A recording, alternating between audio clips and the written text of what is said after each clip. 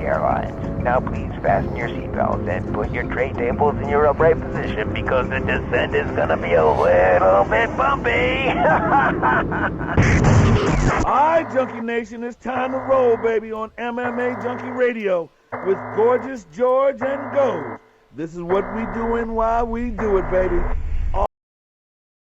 There's MMAjunkie Radio. Commence transmission.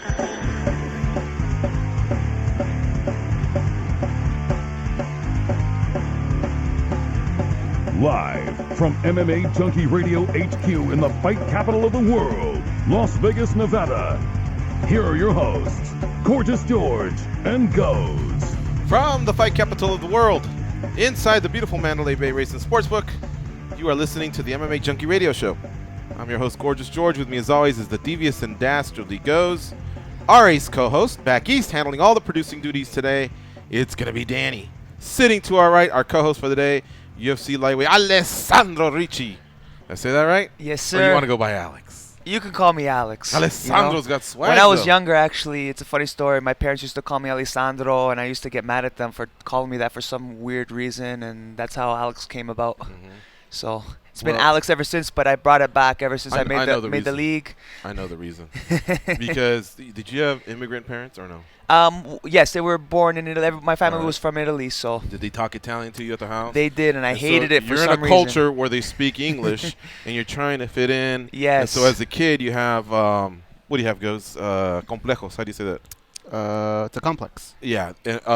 You want to fit in a little bit more, because when you sit in the classroom, if you just go by statistics, it's probably 70% whites, and then the demographic goes to blacks, Asians, Hispanics, whatever. And so you tend to think like, as a kid, okay, you're being taught that everybody's the same and all that, but yet there's more of these people, and so I think I went through the same thing, if I'm describing it right. If not, check me and just go, no, bitch, it's absolutely you had right. your own stuff going on. But I didn't like my mom. I think we talked about this. Georgie, I was like, I'm George, calm down. And if she would talk to me in English, I'd answer in Spanish. Or, sorry, vice versa. Talk to me in Spanish, I'd answer in English. And it's just a fucked up thing, man. And so your parents have to drill it to be yourself, and you have to figure out a way to accept it. But it's not easy. It's not that my parents didn't drill it. Yeah. Could they have drilled it more? Maybe, but I don't know. And now I'm so proud that I speak fluent Spanish, and have traveled the world a little bit. Now I know, I thank her and my dad for doing that. More my mom. Did you ever get the first day of school? Did people ever call you Jorge? Because they say, oh, there's a Latino guy. He can't be George. I may have gotten that, but I don't specifically. I got that. And my fucking name is Brian. Did they call you Brian? I went to one of the most racist. Oh. Thanks a lot, by the way. Well, so no, I go to the school. I thought we were talking about MacArthur, and I was like. No, everything was good there. But at Fountain Valley, I had a teacher on the first day. They're looking through the names. And it gets to me. You can tell because they're going by last name. So I'm like, all right, it's getting to me. And she looks and then looks at me, on the position on the chart where I'm sitting. She looks again and she goes, Brian Garcia? Like that, and kind of gives me a look like, did I say it right? And I'm like, it's fucking Brian. Yeah. Oh, man, it was the worst, dude. Yeah. But I know exactly what you're talking about. But see, you kind of look Caucasian. Do I? Yeah. Okay. I mean, I guess the Italians partly are, but as far as like, generation, Caucasian I think type. because my father's from the north, so I got a lot of his features, the blonde hair, the blue eyes, so. Yeah, and then towards the south is darker. It's more skin, darker. Right? My mom's family's from the south. Oh yeah. So from Pistici in Calabria. Uh-huh. They're more dark, hard-headed. That's where I get my fighting instincts from. Oh, okay. Yeah, we won't talk about that. The family stuff. It's off. Don't worry about it. We won't bring any of that stuff up. Good to have you back. Thank you for having me. It's always a pleasure. We had some days off. Angelo is a great. I don't know if he's feeling your manager, ambassador, coach. But this guy definitely is keeping us abreast of what you got going on. Yes, sir.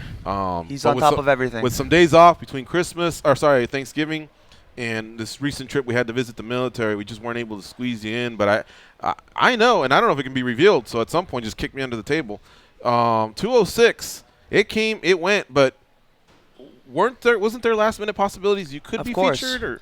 There was last minute possibilities. I believe there was 6 or 8 spots that I could have replaced on that card. Right. So you kind of like on standby. I was on standby. So you were in a camp. Yes, sir. I was in paid? camp. No, I did not get paid. What the fuck? Really? I thought you did for sure. I got paid with experience and knowledge. That's what I got paid There for. you go. You know what I mean? So that's worth more. Man. That's worth more to me. So stay in shape. We may need you, but we're not paying you. $4.2 billion. No, we're Hopefully doing one all day, right. you know what I mean? One day it's going to happen, you know what I mean? We're all going to get paid, and it's all going to be coming. But I'm just focused on working hard every single day, improving my craft, surrounding myself with the right people.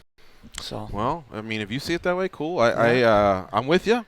but wow, you know, I had heard about that, the standby, because you know, he could fight at welter or light, and so he was willing to step in, and so many people asked, why doesn't the UFC kind of have people on standby? And we said, well, they'd have to pay them, and how do you tell a fighter to, you may or not be able to get that release, you know, of everything you build up during a camp. Yeah. And there you have it. I mean, I guess they do it in some circumstances, but it's not financial. Injuries are very regular in this sport. They happen very often. So in this sport, I think it would be smart for them to have guys on the bench ready to go at any time. You know what I mean? Just in case, because we've seen in the past, like a lot of shows got messed up due to dropouts, right? So yeah.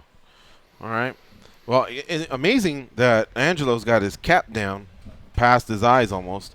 And Alex has the hoodie on. They're pretty strict here with security. Yeah, right, do you guys rob a bank or what? What's going on here? You guys got some chips in your pockets that you lifted or what? So, right? Don't they usually get stopped? Yeah, usually if you have then again, hoodies they give you a problem. Hoodies and glasses. The University of Houston's here, their football team's here, and everybody's hooded up and glasses and headphones. So I guess it's just they must think you're the punter or the kicker on the team. We're starting to close the door on 2016. Yes, Can you sir. kind of just break the year down for us? What are the things you learned this year? What were the most valuable lessons? The most valuable lessons, just being grateful for everything that I have and what I've accomplished, and just giving my everything into this career that I've pursued. And it was a pretty interesting year because, like, going into 2017, that was going to be my last year of competing. And if I didn't make the big show, I was planning on retiring. So I just stood true to my path. I stayed positive, stayed focused on the task at hand. I had 2 fights this year. I'm 1-1.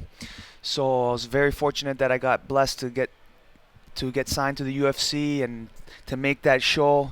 And meeting Angelo Reyes was the absolute best thing that ever happened into my career. Ever since I met him, everything just came into place with his knowledge and his expertise. He's been able to help me get into the league, and now it's about staying in the league and becoming that world champion. Very cool. Shout out to Angelo Reyes. A lot of people, he has that effect on a lot of people. He's been on that map since Frank Mir was knocking fools out, remember? Yeah. Yeah, all right. The knowledge that I'm learning from him right now is just next level. It's like I never learned this stuff before. It took me 20 years to get to this stage, right? I see that. People are vouching for Ricci versus McGregor, Ricci versus Mayweather. So I guess those skills keep getting better and better. That's what it's all about. As a martial artist, my goal is to become at the highest level in the martial arts, and it's about mastering myself, mastering my mind, my body, my spirit, and putting it all together. And when I compete, that's when it all comes out. That's my moment to shine and to express myself as a martial artist, and to show everybody what I'm all about, what I'm capable of doing. I have all the tools that all of these top fighters have. I'm able to put it together and do what they do as well, you know. And it's about the mind, and that's the biggest part of this sport, is about having that positive attitude. And all right, 5 rounds, 12-ounce gloves, 3 minutes a round. You versus McGregor, what happens? You know, I'll definitely go in there as boxing or MMA. Boxing. 12-ounce gloves. I'll be able to take them. I have all the tools. Yeah. I've been studying boxing, you know. So will the judges be necessary? Are you going to give us the scores, or tell them to get a hot dog or a knockout? I think I could. I'm pretty sure I could knock them out. You know, Yeah, for me, I go in there. I don't think about when I compete. I don't think about the outcome. I just focus on the moment and winning every exchange, every little battle. And with that attitude, I know I could come out on top every single time. Now, why are you so confident? Like, what is it that you think you can exploit, or what is it that is your strength that he can't? I feel like I'm bigger. I got more tools than him. We're just talking a pure boxing match, right? Yep. Okay. I'm faster than him. He's very basic. There's nothing special that he's using out there. You know what I mean? He's using basic karate. I don't believe that his boxing is even that good because, you know, he has good timing and good movement, but I feel like my foundation is much more stronger, and I'll be able to take him without a doubt. I truly believe in myself, and that's where it comes down to. You think him and Floyd will ever do the dance? I have no idea, but that would be pretty cool. But let me tell you something, man. I'm training with the money team, Jay Leon Love, and all these top Mayweather guys at that gym, and it is next level. It's a completely different sport. You're comparing apples and oranges. What's Jay Leon's last name? Jay Leon. Or is that his name, Jay Leon? Well, Jay Leon Love. I think that's, I don't know. I Could believe Conor beat Jay Leon Love? No, boxing? no way. No freaking way. And Jay Leon Love is just a disciple of Mayweather, yes, right? sir. So Jay Leon Love couldn't beat Mayweather. Jay Leon Love, yeah. Would he be able to beat Mayweather? Yeah. I don't think so. Right, and so that's what I'm getting at is Mayweather's there's the king. so many like levels from Conor to Mayweather. Yeah. That let's just say a state commission says you're 0-0 and you want to fight the 49-0 guy. Okay, let's do it. You caught me on a good day. We'll sanction the bout. We agree on a weight, whatever. Everybody weighs in. At the end of that night, it's going to be a one-way street. You know, Floyd's either going to play with him and win 12-0. Yep. Or which is 120 to 108, or maybe even worse, or he's going to finish him. You know, I mean, it goes. When we remember the last time we went to the boxing matches, even before we got to the main event, we were just like in awe, going, "Look at how precise these guys are." Yeah. The muscle memory. It doesn't make any sense. Yeah. It's like if you were to get a kicker in the NFL or a punter. Yep. Go, hey, you're really good at kicking stuff. You should play soccer. Yeah. It's going to take a while for him to get used to all the other things that come with the ability of being able to just kick hard. Yeah. That said, if Floyd wants some in MMA, he's going to get tooled. Yep. And if they meet in the streets, my money's on McGregor. Yeah. But in boxing, I just don't see it. If we all want to be foolish and be silly and spend $69.99 or $99.99, which we'll do. Which, a lot of people will do. We will. Then go ahead. I guess it'll bring more eyes to both sports. But I just don't see it, man. There would have to be some sort of an advantage established for McGregor. He definitely is very talented. He's an amazing martial artist. He's very dangerous. He's at the top for a reason because he has all the tools. But just the experience that these pro boxers have in that sport alone is just overwhelming. And these guys have so many tricks up their sleeve, and they know all the ins and outs. And for an MMA fighter to go to boxing, you know, you would have to really dedicate your whole life to the sport and to be able to compete at that highest level, right? He'd probably have to abandon MMA because just the timing going back and forth, that messes with you. Yep. Yeah. Like, have you seen these guys, like at Floyd Mayweather's? Those guys, they're not thinking about what they're doing. That's instinct, man. They've drilled it so much that their body's just reacting. It's crazy. You can't go back to MMA, train for Nate Diaz, and then come back and do boxing. It's not going to work. And I find just the experience level in the sport of boxing and striking, the knowledge that they have compared to MMA striking. I know it's two different forms of striking, but just they understand the positions, the lines, all the reads to a T, right? Whereas in mixed martial arts strikers, we're still a little bit behind, but we're catching up. You know what I mean? The strikers in mixed martial arts are definitely catching up to that knowledge. But I'm telling you, man, it's next level when you walk into a gym like Floyd's gym and Wild Card. I'll even go so far as to say this. You guys can call me crazy or not. I'll take the bashing all weekend at MMAjunkie George on Instagram or on Twitter. He wouldn't even beat Floyd Mayweather Sr. in a boxing match. And he's been removed about 10, 15 years from the sport. Yeah. Senior. Are you saying because of the video not that long ago where he was whooping the one with Charlie Z? I think that's from like 2011. But he still has those instincts, you know, protecting his chin with one of his shoulders and rolling with punches. And when he fires back, I mean, he still has, you know, accuracy.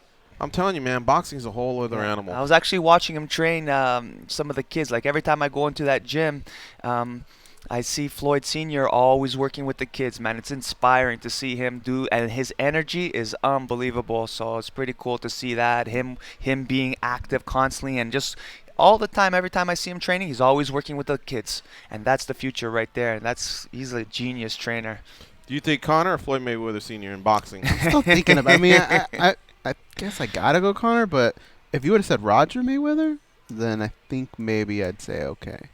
Floyd Sr. or Conor in just boxing? I'm gonna give it to Floyd because right? I love Floyd Sr. What if you didn't love him? Then who would you give it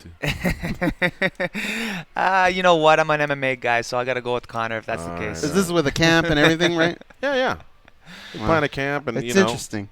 Yeah, I know the boxers, they bash down on us, and hey, I gotta be true to my sport. I love MMA. You know what I mean? It is a beautiful sport. It's opened up my mind tremendously, opening myself up to different art forms, and you know, I met so many cool people in this sport and this company, right? So.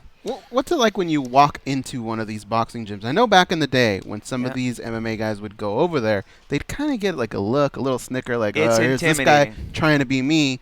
But now it seems like things have come around where now there's a respect that boxers have for mixed martial artists and the other way around. Is it a little different now, or is there still that stigma?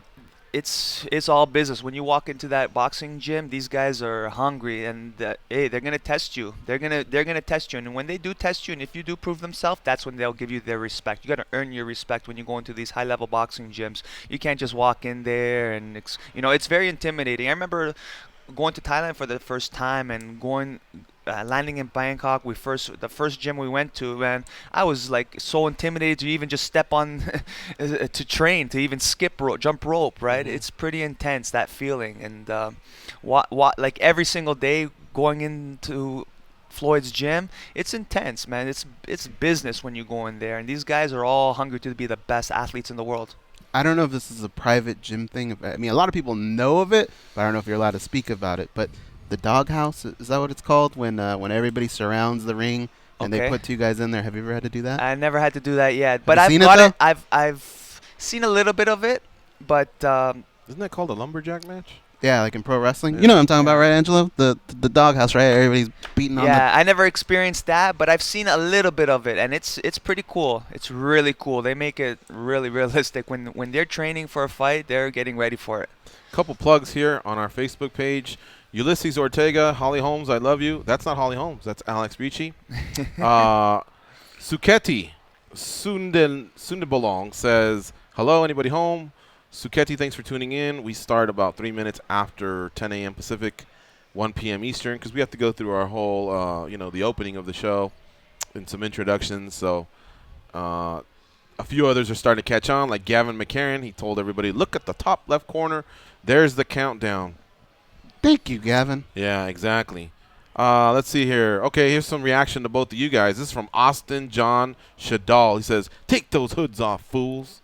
Yeah, and I noticed you took yours off. So are you reacting to Austin? It was just getting too hot. Alex is sitting there going, I ain't taking shit off. I know. I was trying to back him up. I was trying to back him up, and then it got really hot. Yeah. So keep him on. I keep him on. It's cold in Vegas now. I got to keep warm. How do you guys think Faber's going to do? I'm being asked. Ricky Scott, any quick reaction to that? And then I think this is the biggest fight of his life. I mean, you always want to go out on top, and I think he will. So this is the doghouse, right? This is Floyd Mayweather's gym. See how everybody's surrounding the ring right now? Mm-hmm. Yeah. And usually Floyd's there. I don't know if he's there right now, but he's the ringleader of all this. And it's usually two young, up-and-coming guys, and it's almost like an initiation of sorts. I like it. But can you imagine just being in that situation? For one, you're doing what one of the greatest athletes on the planet, he's the best at, right? A boxer. Yep. It's probably a little intimidating that he's even watching you. Yeah. And on top of that, you got all these other kids, and they're screaming and yelling. Oh, yeah. And you got another guy that's in the exact same position as you are, and he's trying to look good and take your head off. Man, I would be shaking in my boots in there, George. All right, I'll finish up with the Facebook shout-outs when we come back. You're listening to MMA Junkie Radio on Sirius XM Rush 93. We'll be right back after this break. Alex Ricci in the house.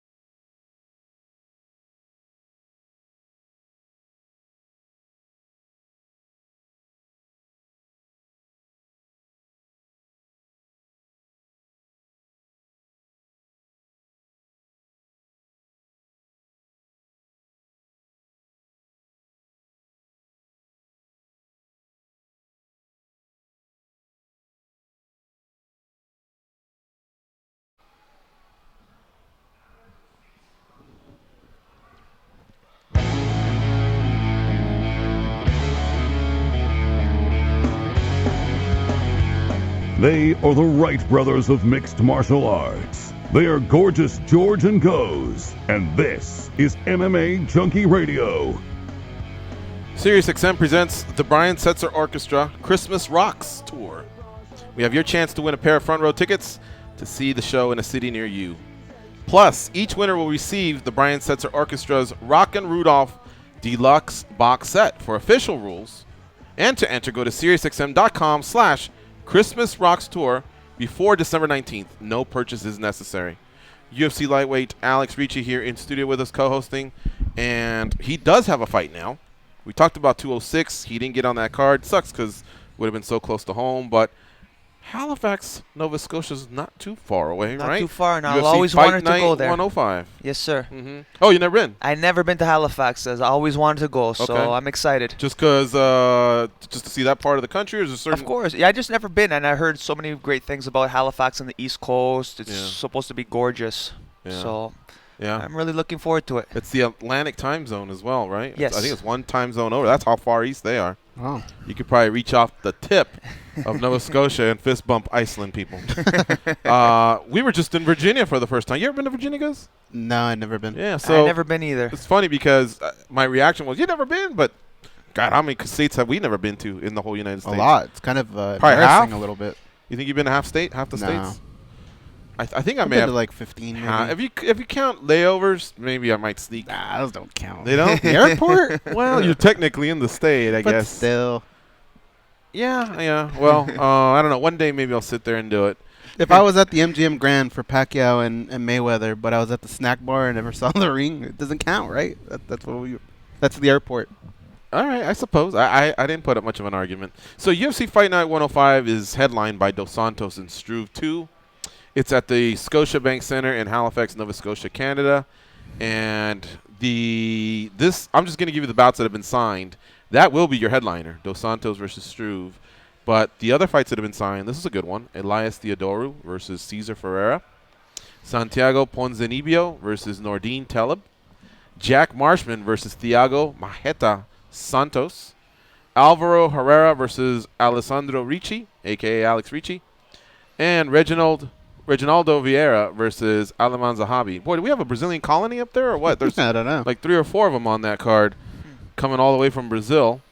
So it's starting to come together. And, again, it takes place on February 19th, 2017. So you have a full 8-10 weeks. Yes, sir. Plus whatever training you had before 206. Did you have a little time to decompress and just chill? I'm going to be decompressing. So you don't overdo it? Well, I got 2 more days left of training today, tomorrow, and then I'm going to be decompressing, and then we're going to be getting back into the swing of things After right away. Christmas? I'm still going to be training over the holidays, but very light, and then after Christmas, we're going to go full force again. Back in Vegas? Yep, I'm going to be back in Vegas early January. Oh, wow. We're going to have to get him an ID soon, a driver's license. Well, I'm planning on hopefully buying a place down here, too, moving down here and living down here part-time. Because I do still have 2 businesses back home in Toronto. I got M1 Thai Boxing and MMA that I run and manage back home.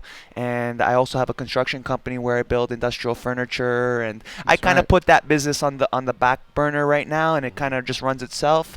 But and also my gym back home. So, you know, and I like going back and forth. You know, it's a nice setup for me. You like the matchup, Alvaro Herrera? I love the matchup. Yeah. You know what I mean? I think it's a perfect opponent. He's going to be cutting down to 155 for the first time. He has a little bit of a size advantage over me, but I know I'm much more skilled, much more experienced, and it's an exciting fight for me. So, can I ask you a personal question? And yes. I mean no disrespect by this, but yep. Was this fight, hey, you're going to fight Herrera or another guy? Or were you the guy on the other end where they go, you're fighting Ricci?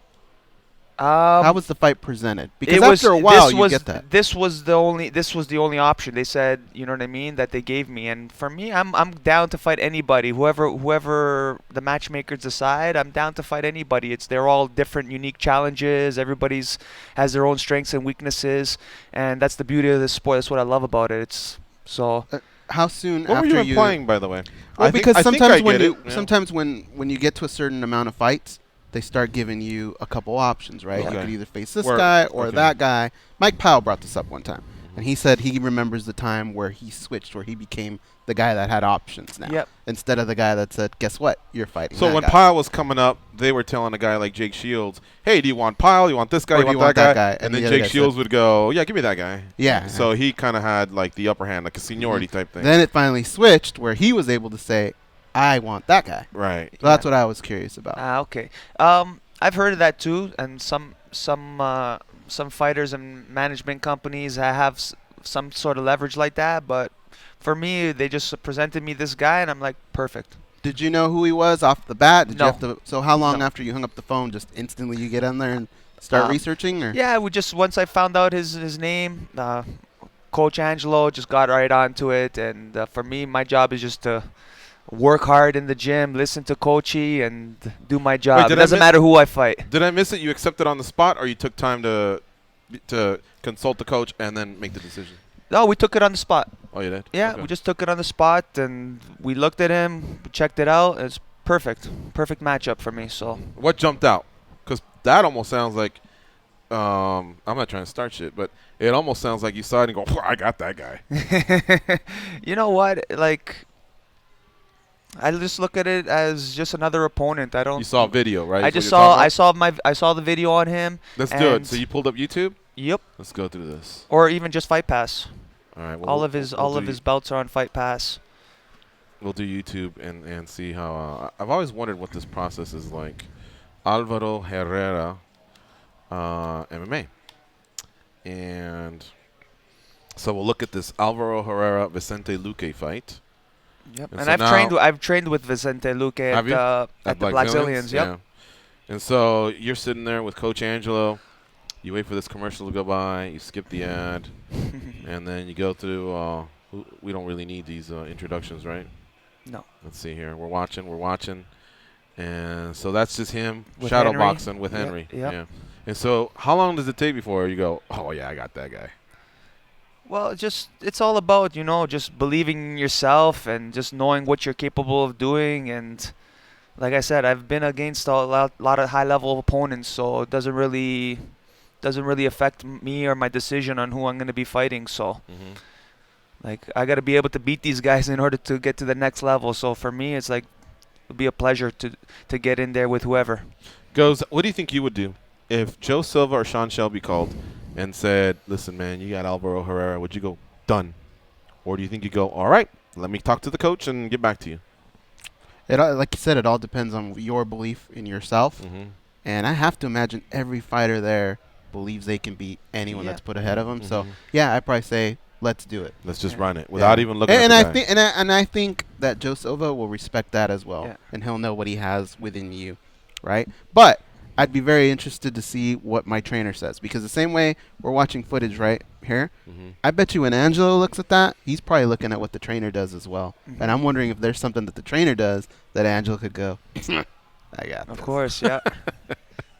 Pool noodles. Come on, man. That's $2.90. I got this guy.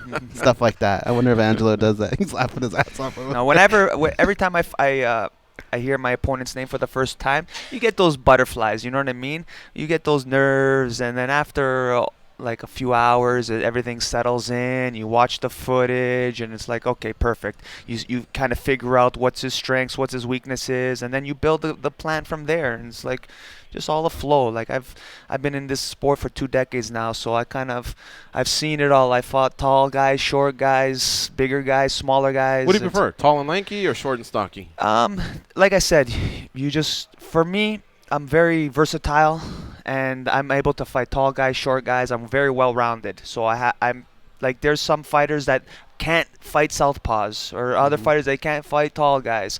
And I feel my game is very well-rounded and spread out evenly, where I could go up against any type of opponent. Is that guy tall and lanky, or is he short and stocky? Short and stocky. Oh, okay. So He's a good-looking guy, though, right? He's a good-looking gentleman. That's Sammy the Squid, one of the top procrastinate. No, sorry. Yeah, he's kind of one of those too. I'm just kidding. No, they call him prognosticators, but I'm busting his balls. He's actually on time. The last couple of weeks, he's been strolling in. I'm typing, where the hell are you? But he makes money off betting on football games. Okay. And now he's starting to branch over into mixed martial arts. So he's kind of watching and and he's saying that guy's legit, that guy's a tomato can. So slowly but surely, now the money's trickling in on MMA. Gotcha. Yeah. I like that.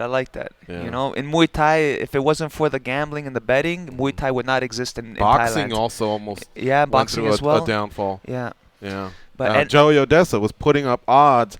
You know, the mainstream boxing, of course, Tyson, Lewis. I'm not talking about that. I'm talking about boxing the way it blew up with Argentinians and Russians and Irish and all the others, all the boxing around the world. He was putting odds on out there, and he was putting eyeballs.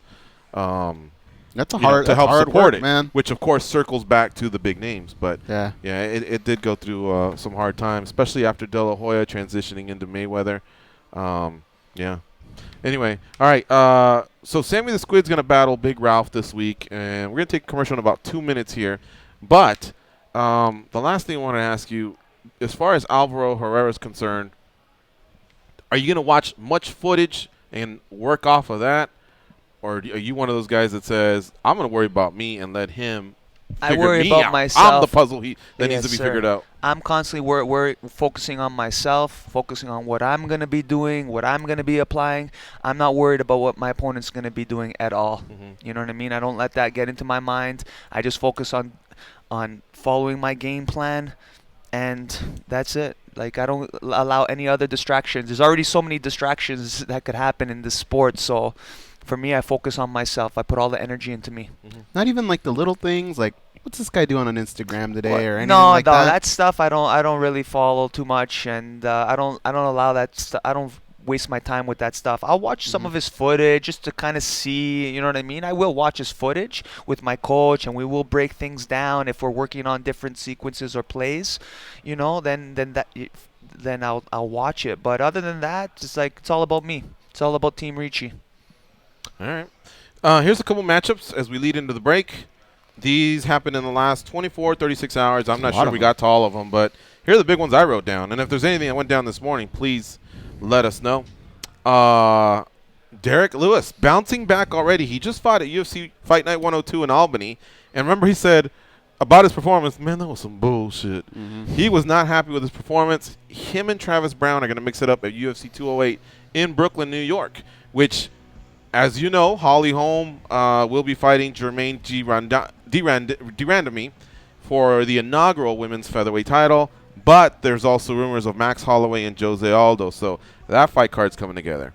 You also have Tisha Torres versus Beck Rawlings at UFC Fight Night 104.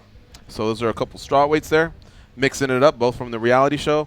Andrei Arlovsky is going to battle Francis Ngannou, the French heavyweight who also fought on the same card as, I almost called him Lennox Lewis, Derek Lewis.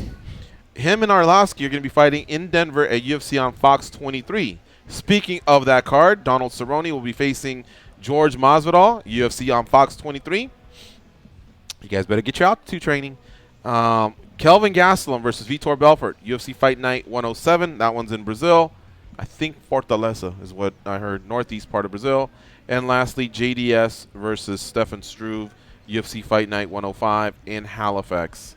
The same card that Alex Ricci's fighting on. I thought I saw another one. Jim Miller?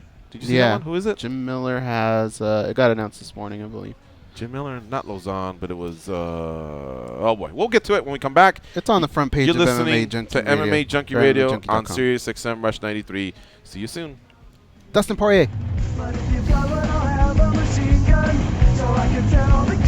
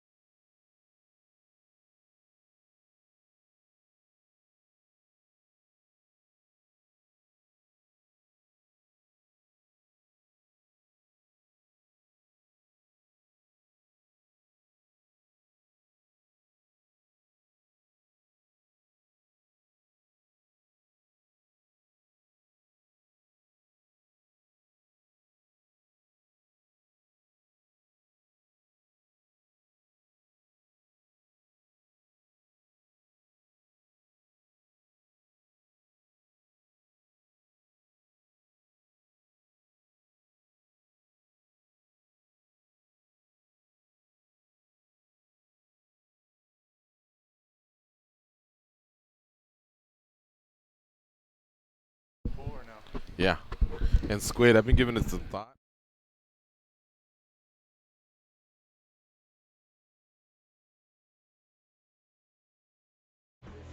We wish you a Merry Christmas. We wish you a Merry Christmas and a Happy New Year. They are the reason Donald Trump wants to build a wall.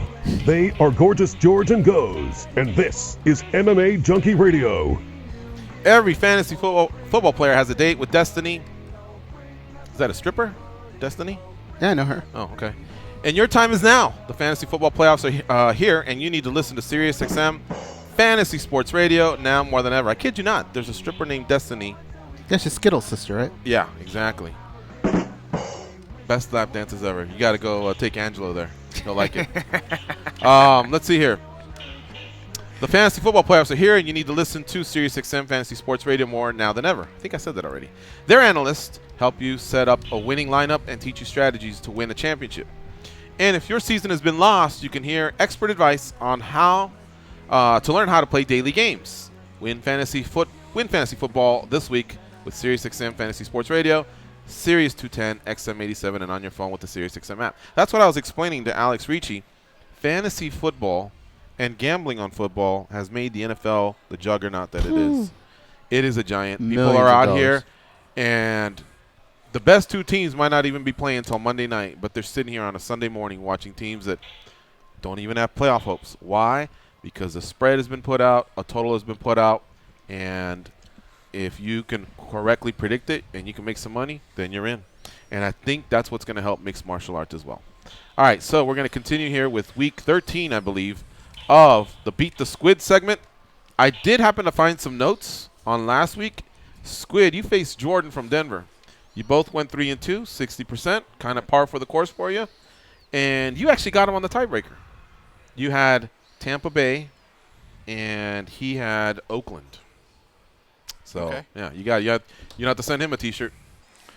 No, but I mean, it's like you said, we've been making money all year, and it's been a lot of fun. So let's keep it rolling against Big Ralph today. I may have actually spoken on your behalf. I know I did. Hal from Chicago is making money, and he asked how he could pay his respects, a gift card or something. I told him Texas de Brazil's never bad. That's kind of what we bet here on the show a lot. Is that good with you, or you have another preference? Yeah, I mean, anything. I mean, I appreciate it. Not necessary, but I appreciate it from Hal's a good guy. Yeah. All right, cool. But yeah, anything works out here. Awesome. All right. So it's Big Ralph from Tustin versus the Squid. Why are you standing over there? You got gas? Well, I got to see the lines. Oh, okay. All right. So if you have any questions gassy for him, guy? Well, Maybe, well, I don't that's know. the first thing maybe you went George to? has gas. It could be. I noticed you were asking Angela to pull your finger, so I didn't know what all that was about. But so what we're going to do is we're going to look at the spreads here. I'm going to go to scoresandodds.com, and it's basically all NFL is what we're down to. There are some college bowl games, and we'll talk about that after we do these picks. We were supposed to do that on Monday. Remember I told you to remind me the Bulls? Squid has a pool going on. But we're going to do sides, totals, 5 games, 5 totals, whatever it is. And if Big Ralph can take you down, you'll send him a Beat the Squid shirt. Yeah, I think I still have some double X's for him. Yeah. Gotcha. Nice. All right, let's go to Big Ralph and Tustin. What's up, Big Ralph? What's up, gentlemen? How you doing? Wait, what size you wearing? You triple X these days or what? Going the other way. I know you are. All right, here we go. Goes, tell me who's going to go first here in the Beat the Squid segment. Today, I would like Sammy T. Squid to go first. All right, Sammy T. Squid. Give All us the right. game or total, and we'll look it up for you. Well, you did mention the bowl games. I'm going to stay right here in Vegas with the Vegas Bowl. I'm going to go over game 204. Should be around 51.5. Houston and San Diego State are playing here on Saturday. I Tomorrow. see it. It's 51.5. Yeah, over 51.5 in the Houston game. You know, Houston is actually housed here at Mandalay Bay. I don't know if you've seen them walking back and forth. I haven't seen any of the players yet. Yeah, they're here. They've been hitting that buffet too, man. Every day they're going down there. They're putting right? those guys out of business, especially those big old offensive linemen. They getting behind you in line, or are you cutting in front of them? All right, I'll give you that one. Now, do you know what the 51.5 is? I have no idea what that is. So two football teams are going to play tomorrow. Got it. And they're actually predicting whether if you combine their score, it'll be more than 51.5 or less than 51.5. Oh, okay. In MMA, what we do is, let's say you and Herrera, the odds maker will say 2.5. And that means, is your fight going to go past 2 minutes and 30 seconds of the third round or before? Got it. So if it goes past that or goes to decision, over wins. If it goes before it, like there's a knockout or submission, Gotcha. under wins. Okay. So yeah, you can correlate it in any sport. That's pretty cool. Yeah. So what's the total? If the total's 2.5 in the Herrera fight, what should we take, over or under? Under. Under. All Under. right. That's I like it. 100%. I like it. He's starting to catch on. All I'm right. a finisher. You're a finisher. Awesome. Big Ralph, what you got, man? I always wondered what that big number was off to the right side of those pluses and minuses. That's the total, bro. I'm going to take under 51.5 in the San Diego State game. Oh, Same wow. game, but under. Man, he basically 51.5. spit in Squid's face, Yeah. didn't he? All right. Under Well, if we're going in. to square up, we might as well square up. I guess so. All right. SDSU. Go ahead. Give me another one, Big Ralph. My second pick is a shout-out to my boy Mikey. I'm taking his Chicago Bears game 312, plus 5 and a hook. They are plus 5.5. All right. The Bears plus 5.5. I didn't know you wanted to stay in colleges. They're predicting that to be the coldest kickoff ever at Soldier Field. Is it really? Really? Like, what is it going to be? Do you know? It's the going to be temperature? 1, which you would think it would be colder at some point. Yeah, in Lambeau history, Field hasn't gone into the negative. But I guess maybe it gets lower during the game, but that's what the news said. I don't know. 1 degrees to be hitting each other that hard. Eesh. Did you see the That's punter without for wind chill. Seattle? That's without wind chill. Yeah. Can you imagine being that guy and in 1 degrees? I think your head just rolls off, right? At that Could. point, holy cow! Hope Well, he's and all right. and Goff too. You see, he got lit up by Sherman. Yeah, That That had was to He hurt. didn't see it coming. that was a hard-hitting game. Squid, back on you. Give me 2 in a row. All right, staying in colleges. One more game on Saturday. Kind of an ugly game, but again, like we were talking about, if you're betting on it, something to watch Saturday night. I'm taking game 212, Lafayette, plus 6 points. UL Lafayette. I just hope I don't get laughed at for that one. They are plus 6. Okay. All right, give me one more, Squid. All right, NFL. Game 318. I'm going to take the Chiefs and lay 5.5, I think it is. 5.5 it is. KC minus Chiefs 5.5. at home. Usually you're laying 3.5, but all right. Big Ralph.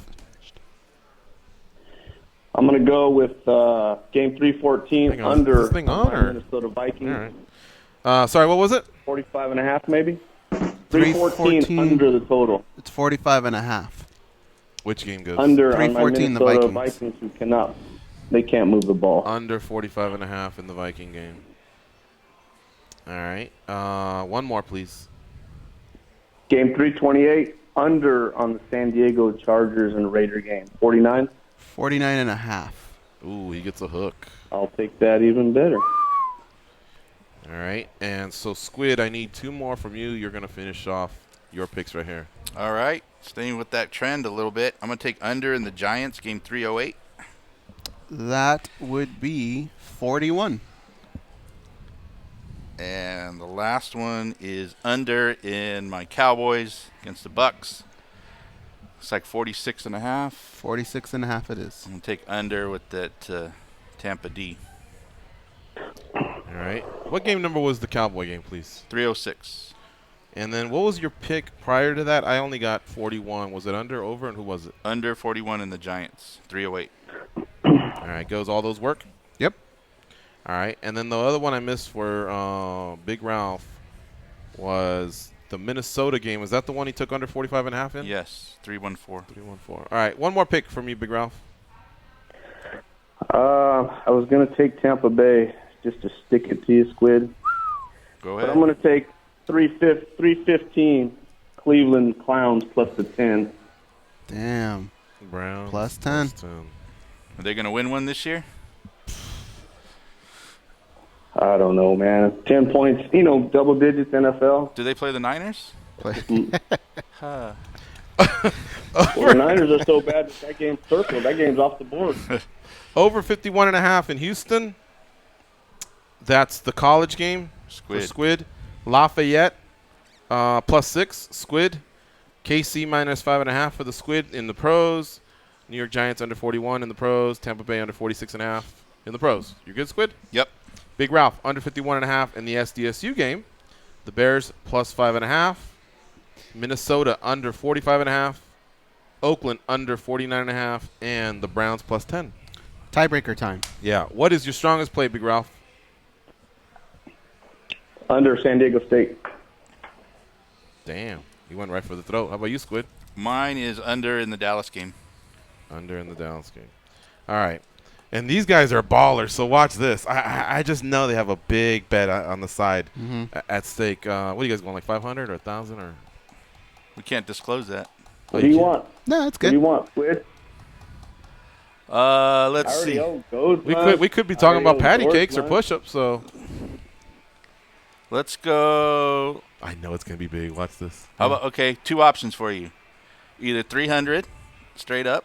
300 push-ups or 100. Well, I guess how many games can you lose? I'll say 100 a game difference or 150 a game.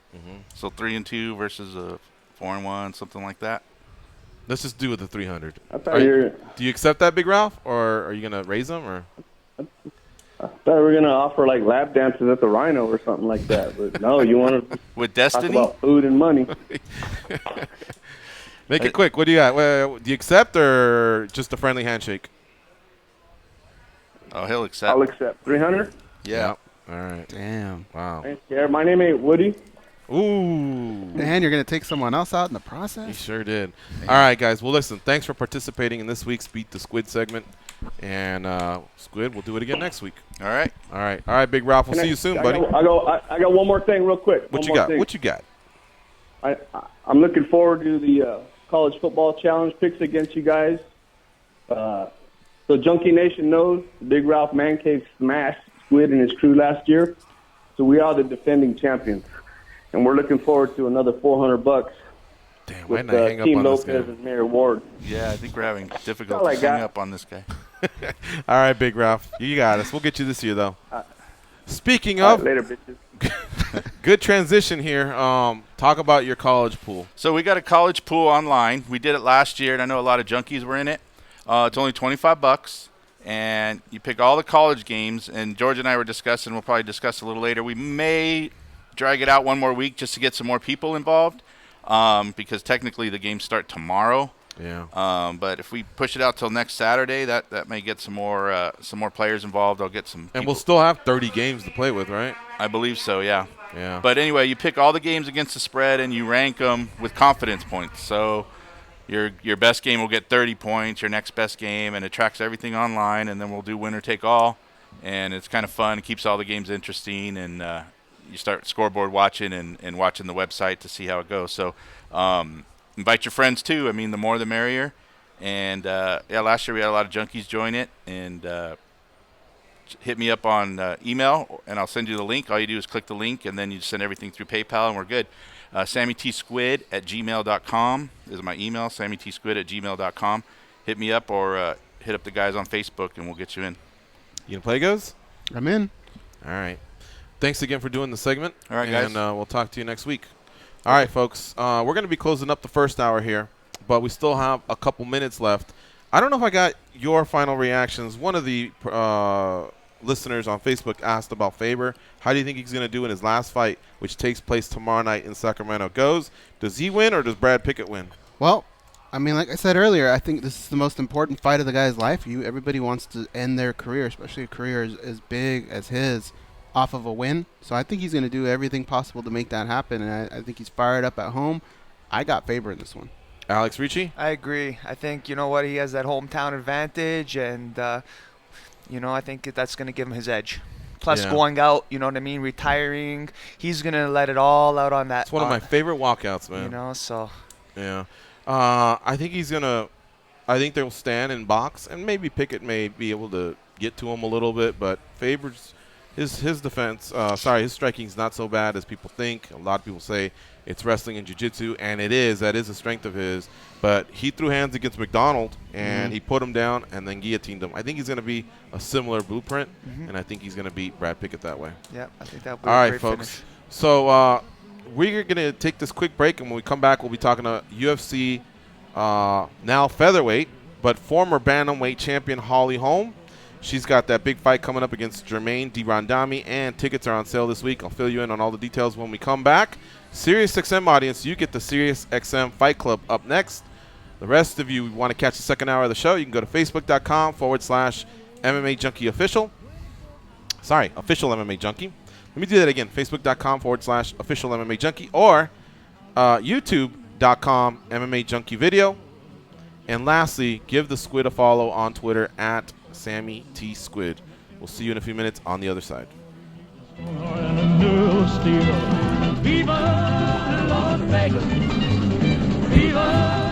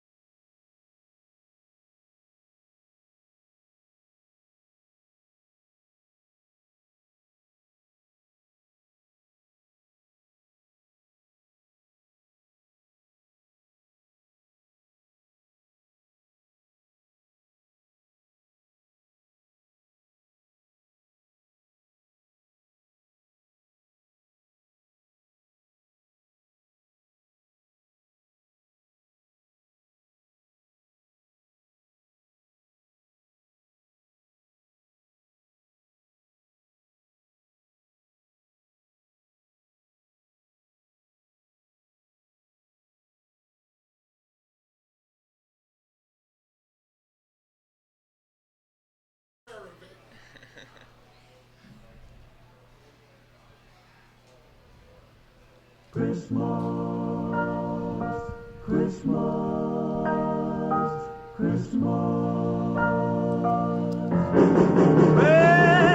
Christmas time, pretty baby, and the snow is falling on the ground.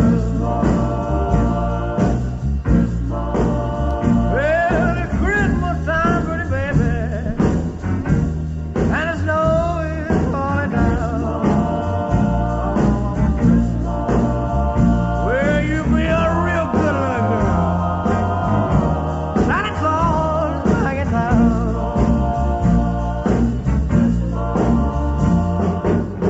Got no sleigh with reindeer, no sack on my back.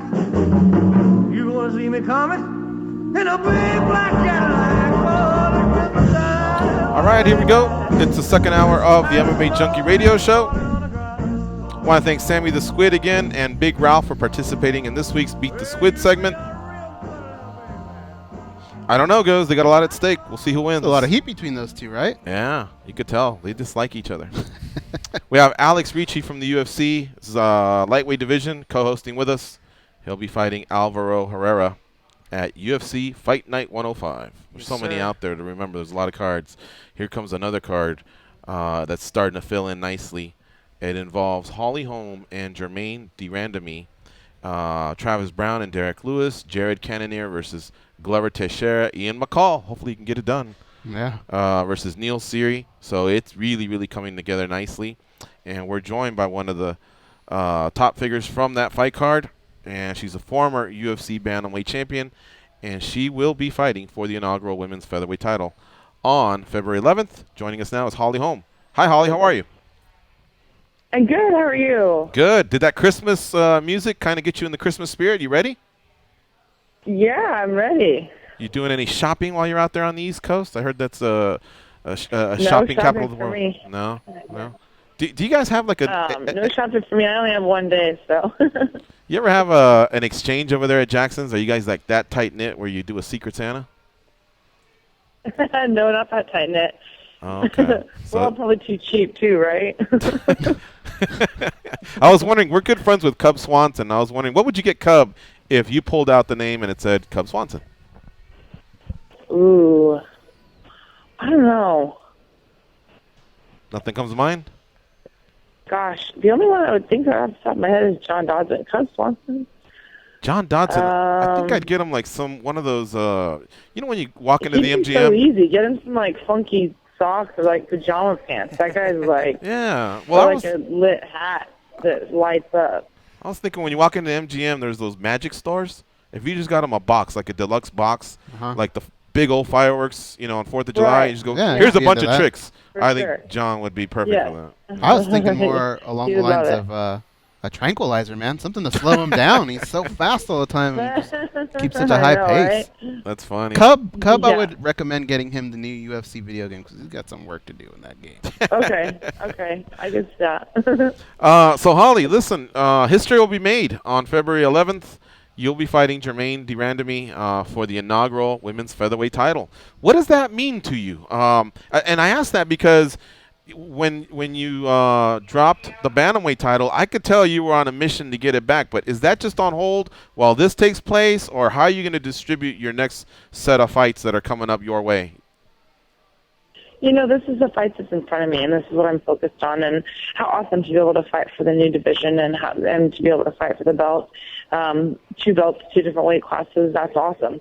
My goal, obviously, whoever wants to gain a belt and lose it, so, that's definitely a sore spot for me. I want to be able to fight for the 135-pound belt as well, but that's not something I'm thinking of right now because I have this opportunity in front of me, 145 with this, it's a new opportunity, making history, so I'm really excited for it. You're a skilled fighter who's been to the top of 135. What will those extra 10 pounds allow you to do? Do you pack muscle, or will you just be a quicker version of a featherweight? How do you think Holly Holm will look that night with those extra 10-pound allowance?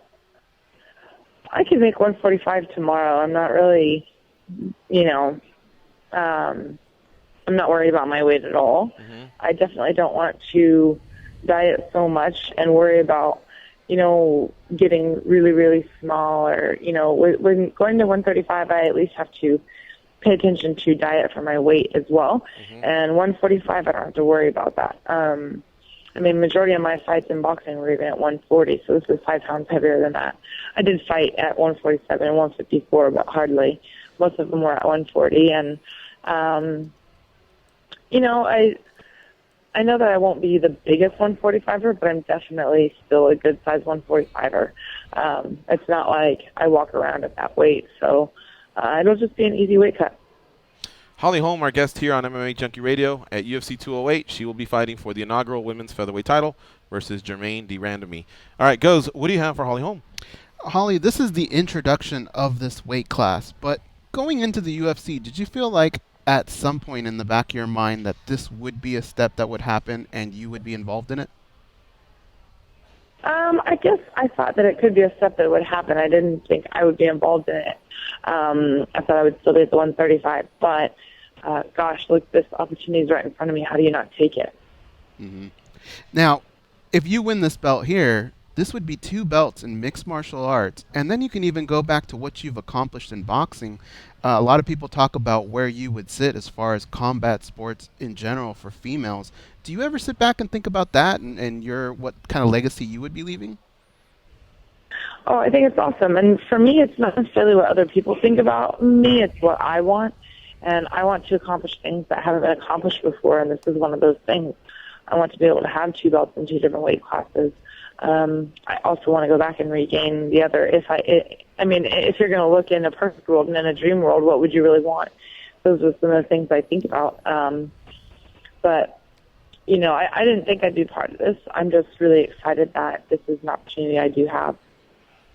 When talking about 135, did it matter who held it? Like you probably wanted to defeat Miesha Tate for it again, but she wound up losing it. Now Nunes holds it. So is it always just been a goal of just getting the belt, not necessarily avenging the losses along the way?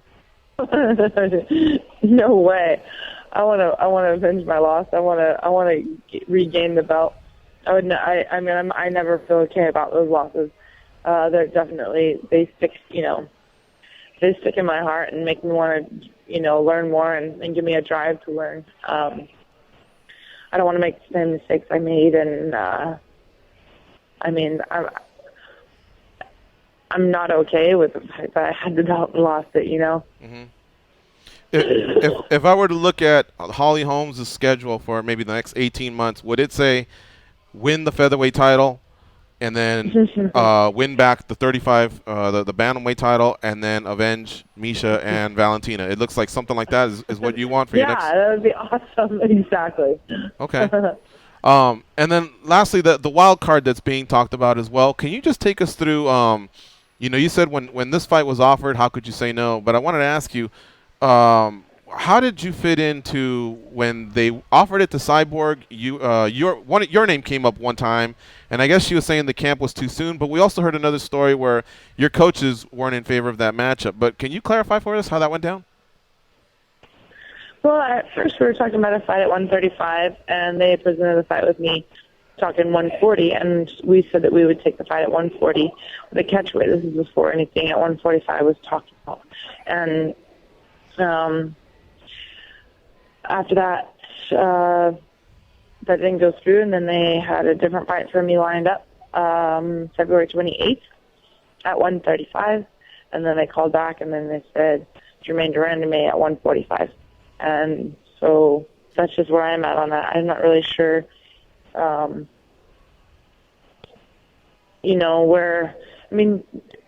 I think sometimes too it's, I don't know, there's a lot of things with timing, and if she couldn't make it in time, she's definitely a big, even a big 45er. Mm-hmm. Germaine's still a very big 35er. She's fought at 45 before, but she's also fought at 35 multiple times.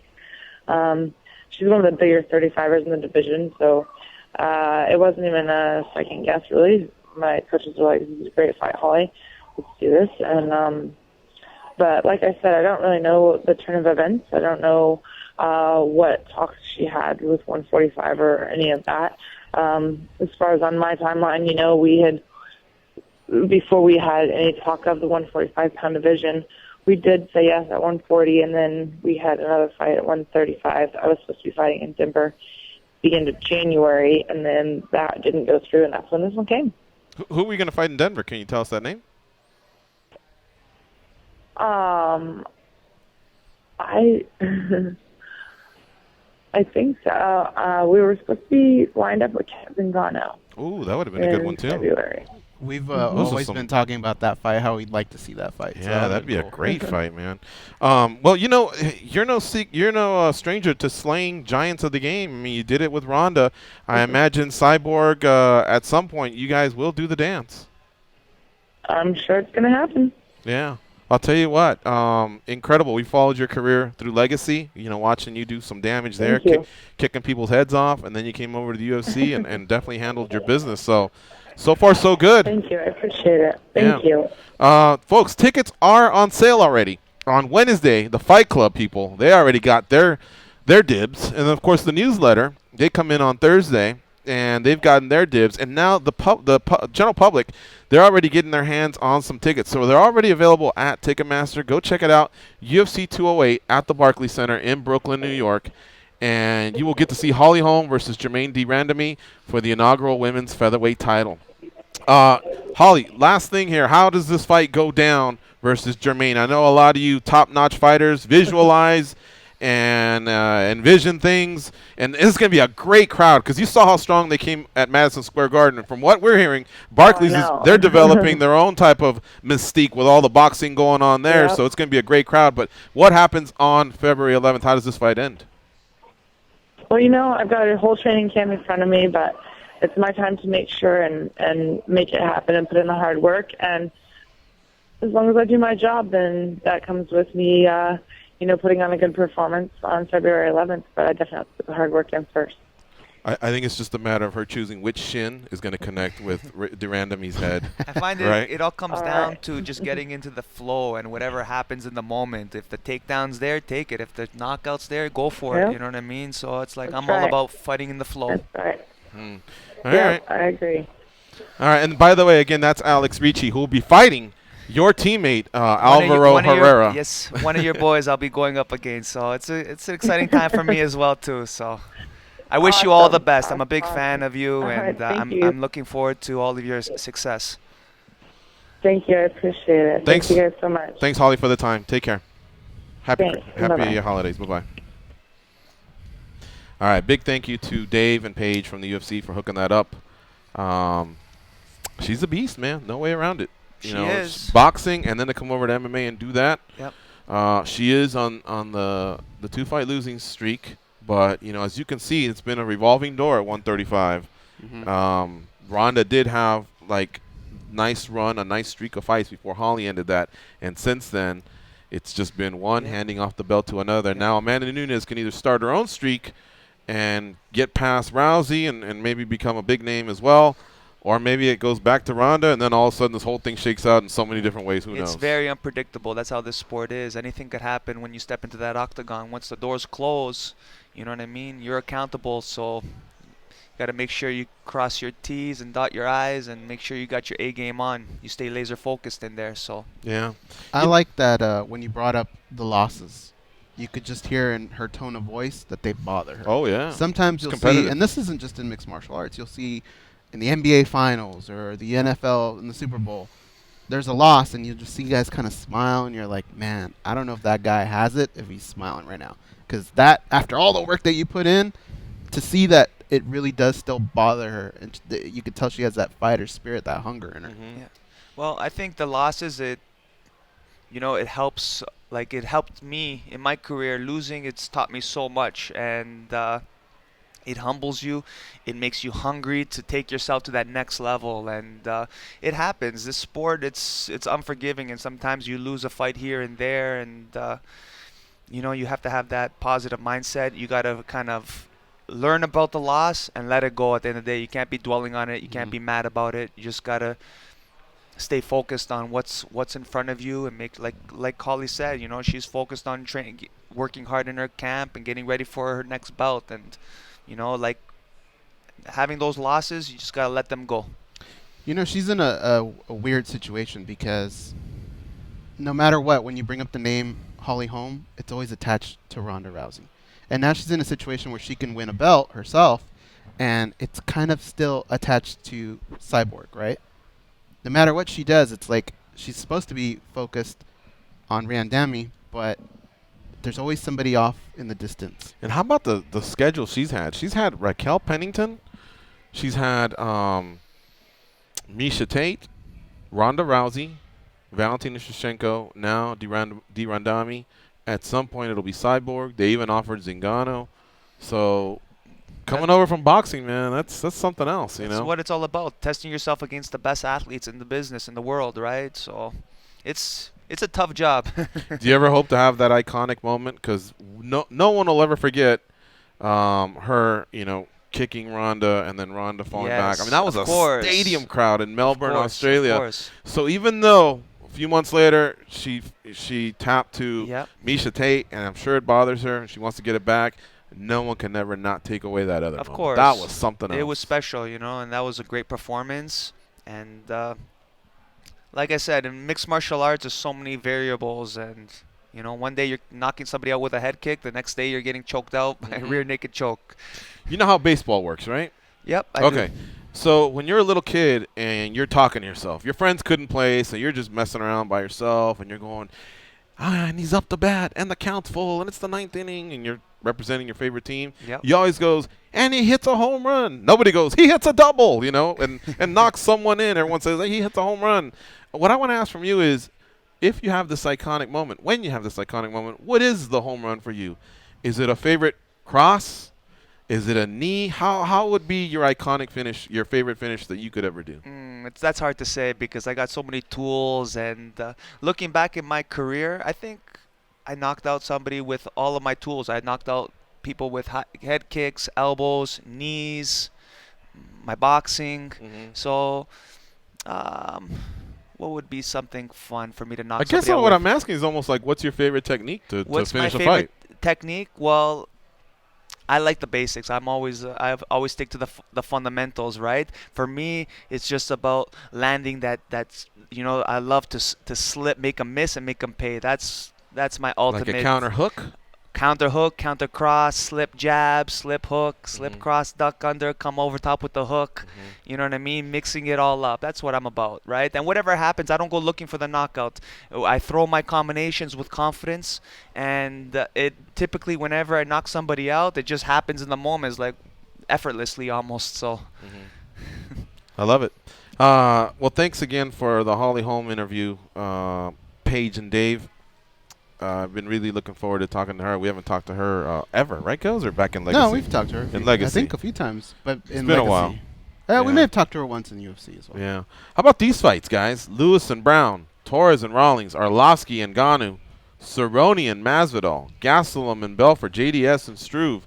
Even though the UFC used a lot of their top names to end 2016, they're dusting themselves off. They did have to cancel a California show, but now they're starting to restock everything, and some of these fight cards are coming up nicely. Cerrone and Masvidal is the one that sticks out to me.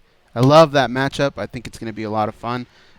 It's one that kind of just keeps getting thrown out there by Masvidal. Right? He's wanting that fight for a while. He finally got it. I can't wait for that matchup. That's probably, of all the matchups, aside from Caden Verdum, it's one of the ones that I'm most excited about. A lot of MMA fighters from a distance are fans of Masvidal. One, because he came from the streets like Kimbo. He was involved in those fights. Got it. And two, he's just got a great boxing game. How about you? You a Masvidal fan? Are you looking forward to Masvidal and Cerrone? I was there in his last performance. I thought he did a great job, but I would love to go up against him as well. So I think it would be a great matchup. You know, we're both great strikers, but I think Cerrone is going to take it. But yeah. I think so. Cerrone's such a well-rounded kickboxer. That's what I feel, you know what too, I mean? you know? And Masvidal's more with the hands. Yep. On the ground, Cerrone defends himself well. So basically, Masvidal's going to have to outbox him. And I'm not saying he can't, but boy, he's going to have to get in that phone booth. You know what I mean? Because if he keeps it at a distance, Cerrone's really, really top-notch right now. With his kick, if he's keeping that kick range, he's definitely going to have the advantage. So yeah. And you got to be busy, too, because it's not boxing. So you are, if you do close the quarters, whether it's against the octagon, the cage, or if it's in the middle, don't forget those guys can throw knees, and Cowboy Cerrone throws some great knees elbows, takedowns in the pocket. It's very different than actual boxing. So, yeah. Yeah. Masvidal's saying it's easy money, but I don't think it's going to be easy. He says that about everything. Yeah, I mean, I guess that's his hashtag, but what were you saying? Well, I was going to say Masvidal has this thing where he's able to get into his opponent's head and make him fight his fight. And I think if you can do that to Cerrone, which we've seen happen before with other fighters, I think he'd be successful. Yeah, we'll see, man. And that's going to be at altitude. So I wonder who will acclimate better. Cerrone lives in Albuquerque, and he's from Denver, so he already has an advantage. I think his body's used to sucking in that type of oxygen. The thinner air that they say that comes at a mile high, and Masvidal is sea level as you can get. Yeah, they're down there in South Florida, so I would say a couple weeks coming over, maybe a week early. They give you 5 days, tack on an extra week. It would be beneficial. The last thing you want to do is say even more than that, man. Maybe more, yeah. At least a month. How if you had that kind of an assignment, how soon would you get to the locale? Probably 2 weeks before the bout. 2 weeks? Just to get ready, to get used to everything, yeah. Can you imagine if you are fighting a guy and after 15 minutes you've tagged him, he's tagged you. You've kneed him a couple times, you wrestled, you got up, and it's pretty even. And then the 4th or 5th round comes in. Skill sets are even. Fight's close. But you're huffing and puffing. You look across and the other guy's not. God, that's got to be the worst feeling. And that's exactly kind of what happened with Kane and Verdum. You know what I mean? I'm not saying Verdum can't beat him. He's going to have his chance to prove it. But a lot of people feel like that was one of the major differences. He was so well prepared and the other guy wasn't. So I think if you really care about your career, you gotta get there. I like what you're saying. Definitely. 2 weeks, if you can do more. Yeah, you would have to go out. Exactly, depending on the situation. If you would be able to go out a month before and set up your camp to finish off your camp there, that would be the best situation. But not every fighter can do it, right? Not it comes every down fighter. to money. It does. But I know it can make things tight. But if you have the money, there's no better investment than investing in yourself, right? Yep. That's what they say. Yeah. That's what I'm all about right now. It's like all the money that I'm making, even though it's not much, I'm reinvesting it into my skills, my development, right, as a martial artist, so that I can constantly improve. Tell me the first thing Angelo showed you or taught you where you just went, holy shit, I never saw that. He's taught me a lot, and like the game book that we're learning right now, it's so cool. I never learned like this in my life. Even though I've been in the business for 20 years, he's showing me these positions and lineups and techniques, and he's adding constantly new tools to my game. So the way I can't let out too many of my secrets. Okay. But was it in pocket stuff? Was it spacing? Was it watching their lead foot and how you adjust? Defense, offense. In the beginning. Basically a little bit of everything, because it's all about position. It's about your offense, your defense, your counters. You got your block series, slip series. You got so many things happening, and he breaks it through with all the octagon control and positioning when you're in that cage, right? Especially as a striker, you know what I mean? It's so you got to understand the positionings very well and where you want to be in that octagon. So that's what he really taught me. And what do you think of counter strikers? People that love to when they're boxing, they're counter strikers, but counter punchers, sorry. But applying that to MMA. I love counter strikers. Yeah. That's a big part of my game is countering is a huge part of my game. Well, then educate me a little bit, because in boxing I see how there's a lot of benefits to it. Like Winky Wright, great counter boxer. We just saw Pernell Whitaker actually in great defensive boxer as well in Norfolk, Virginia last week. But what I've noticed is, you got to be really, really precise. Like when you do make someone miss, because of the 4-ounce gloves, you can't get clipped. In MMA like you can in boxing. That's one thing. Two, when you are countering, I don't know that the judges can appreciate that skill and that technique. And as the clock's winding down, I often feel like they're looking at the headhunter and favoring him because he's leading the dance. Yep. He's got the aggression. And as you wait for your opening, not much is happening. And so I don't know, I know a boxing judge can appreciate it, but I don't know that an MMA judge can appreciate it. Therefore, I believe it can somewhat be risky.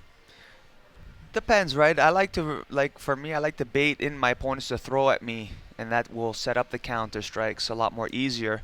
But for me, it's all about cage control. That's the most important. Showing your dominance, showing you know what I mean, that you're leading that dance, and the more tools you have in your toolbox, the more prepared you'll be in every fight. You know, 5-10 years ago, they weren't even recognizing leg kicks as being damaging. They're very damaging. You don't want to take too many leg kicks, that's for sure. Yeah. Those suck. Do you have a preference between the bigger cage and the smaller cage? They're two different. They're very different, right? In the smaller cage, most likely you're gonna be up against the you have to fight your way off the cage and control the center. In the bigger cage, you got more room to move, and I think it's more suited for a striker style.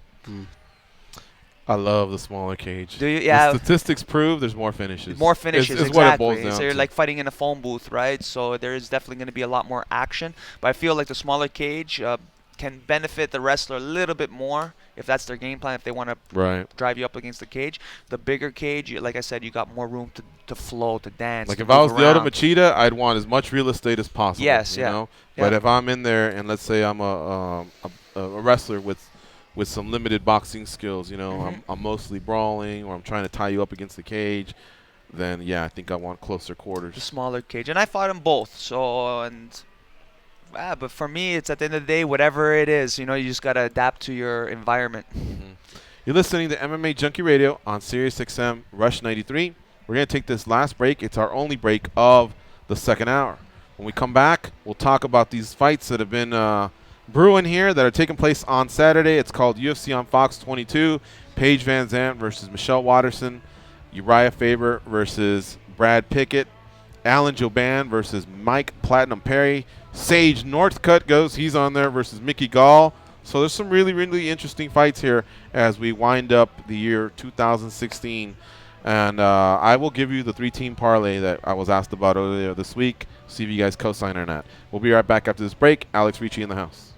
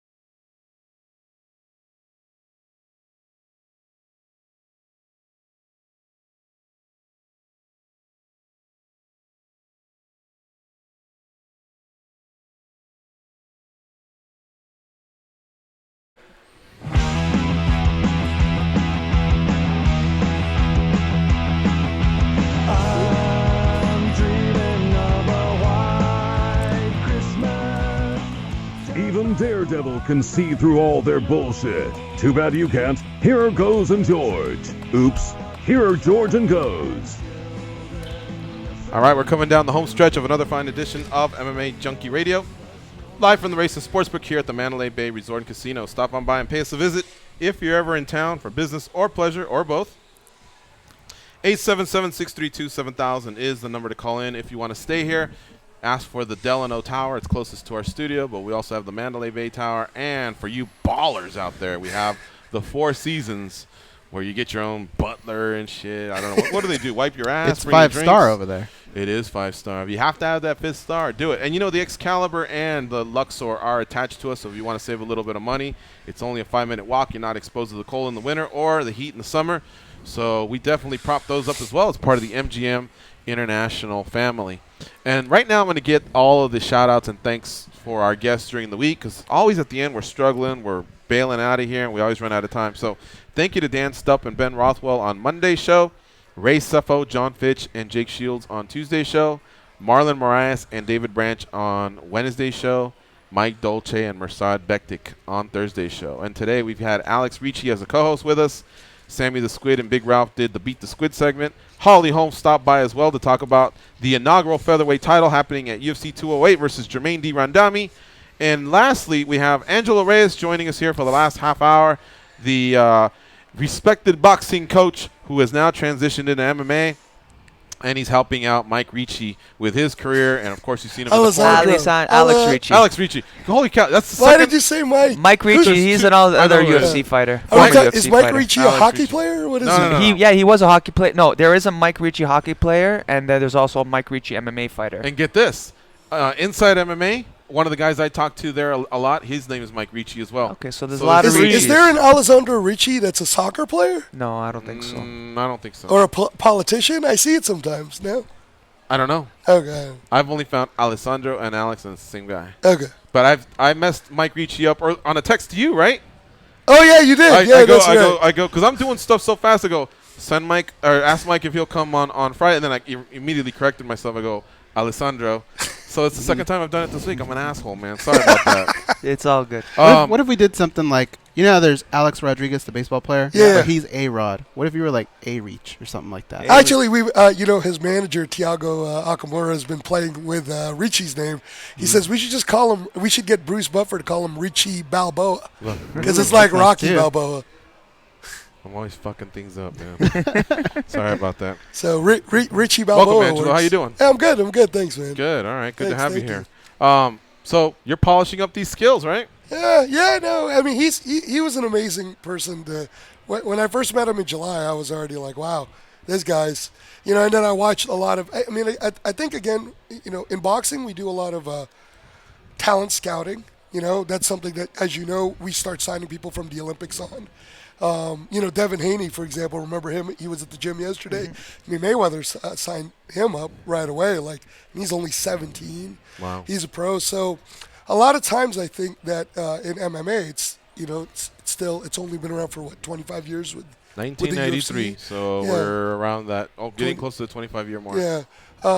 I don't know if they're really seeing amazing people from a while back, people like Ricci, because if you watch some of his YouTube stuff for Contender Asia, this guy was knocking people out cold with his hands, and when a coach like me sees something like that, I'm like, wow, imagine what you could actually do with 4-ounce gloves. So to an unsuspecting non-defensive MMA fighter, non-defensive non-boxing defense oriented MMA fighter. Because God, look, I love Derek Brunson. Great wrestler. Yes. 5-fight win streak. Yes. Incredible ground and pound. But he's chasing Robert Whittaker, leading with his chin. And Robert hit him I know. Oh. He had that fight. He hit Robert. Yes. And then you also see guys get hit and retreat, and they're not even moving their head. You know what I mean? And there's just some simple things, some simple tweaks, where if you just immerse yourself for 3 to 6 months, you could already improve your defensive boxing game. A ton. Right. And again, and to be fair, you got to flip it in reverse too. Like Vitor Belfort, I think still is a very great fighter, very great athlete.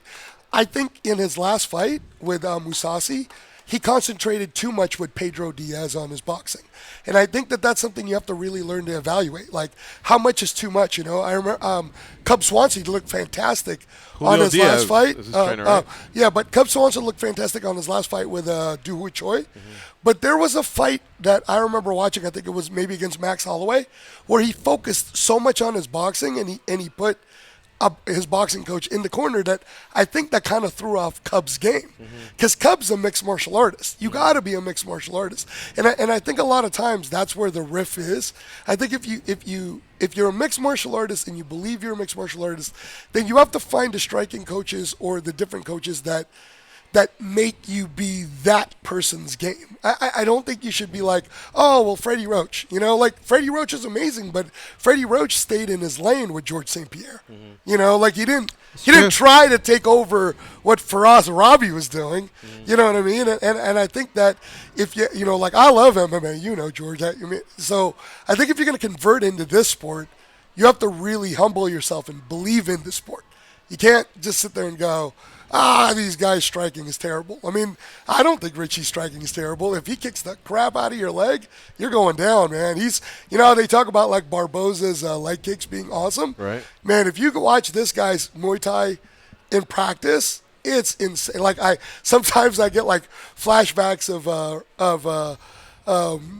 Van Damme and Kickboxer when I watch this guy, because just the way he kicks, like, I wouldn't be surprised. You probably were kicking those trees in Thailand when you lived there for 3 years, right? Well, the bags that we used to kick were concrete, so I was used to it. The shin bone, right? Yep, definitely. The bone density and all that. Yeah, but can you do the Van Damme dance, though? That's the most important thing.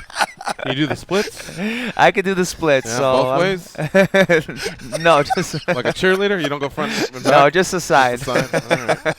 All right. Also, just to fill in some blanks, I'm not sure I threw out, but for UFC 208, compared to what we've been seeing, these ticket prices are very affordable. So the last time they went to New York at Madison Square Garden, ringside was like $1,500 to $1,800. Ouch. This time it's $457, and then just to get in the door, it's $57. So $57 to $457 are the tickets that are available for UFC 208, and I'm checking this out on Ticketmaster. They're all available there. So just to complete our plugging of Holly Holm and why she was here, it is these 3 days are the days where tickets go on sale, and we've already gotten past Fight Club and the newsletter, so now the general public, get at it. Again, $457 cage side. It may wind up having Jose Aldo and Max Holloway. Max Holloway as the main event. Is that the card that has Ngannou versus Arlovsky on it too? Are they on the undercard? No, they're in the one in Denver. Oh man, that's gonna be a good fight, stacked. guys. That's if you see Ngannou's last fight, he just grabbed him and put him in a Kimura from. That was awesome. I like those fighters, and I like that fight. But I kind of hate when they take heavyweights and put them in high altitude situations. Oh, yeah. That's true. Oh, wait. The Brooklyn one has Derek Lewis. That has Derek Lewis versus Travis Brown. It does. That's a good fight. Yeah. That's a really good fight. Yeah. Here's what we have right here. All right. I'll go over all of them individually since we have a couple minutes here.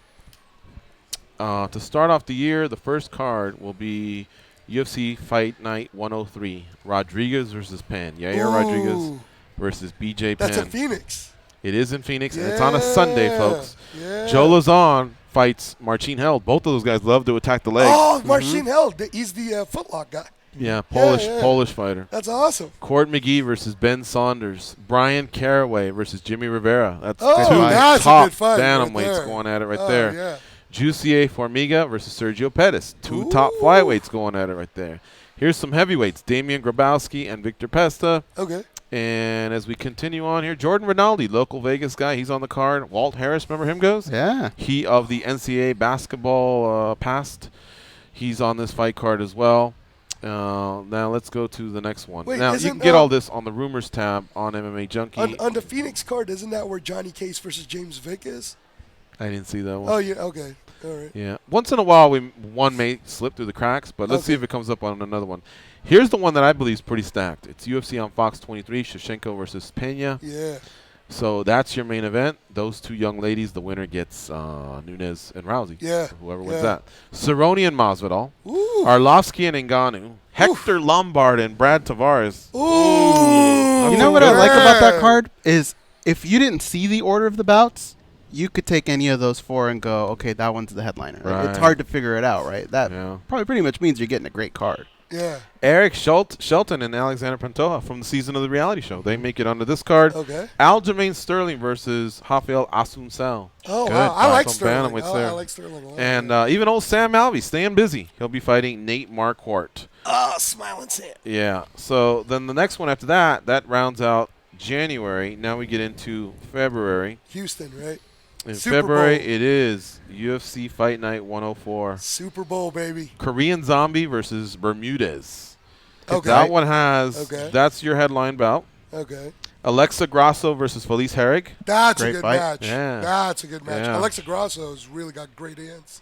Evan Dunham versus Abel Trujillo. Okay. Oh, look. Evan's local, right? Yes. Vegas guy. Yeah. Okay. Jan Blachowicz versus Ovin St. Preux. Justin Ledet. He's fighting again? Yeah. He just fought. All right. He has Dmitry Sosnovsky. Curtis Blades, another heavyweight. He's only lost to Ngannou, I believe.